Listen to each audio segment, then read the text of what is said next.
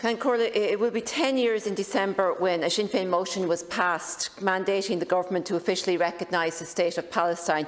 It is truly an historic development that Ireland is now finally recognising Palestinian statehood, but it is gravely unfortunate, however, that it has taken so long and that it has taken the savagery, especially in the last 7 months, for the government to finally act.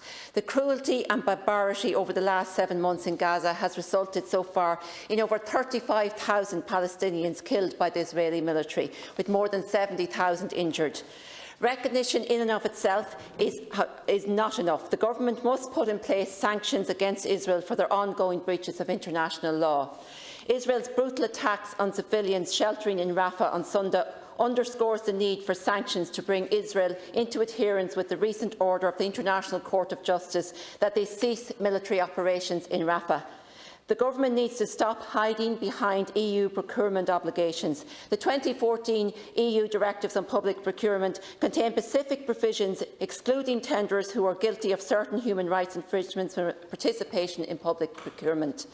So, according to a recent report commissioned by Uplift, Ireland imported military equipment from Israel to the value of at least €8.5 million, primarily from military drones and other equipment, in the last 10 years to 2024.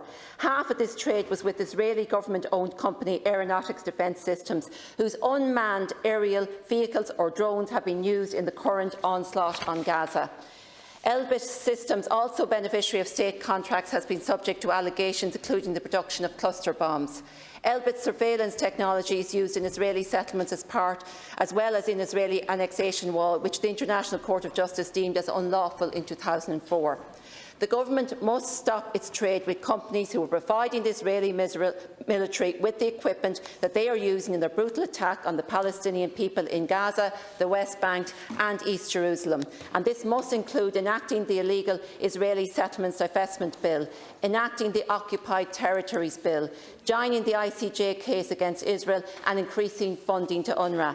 Cancórla, a just and lasting peace between Palestine and Israel requires an end to the occupation and apartheid systems currently imposed on the Palestinian people and the establishment of an independent sovereign Palestinian state.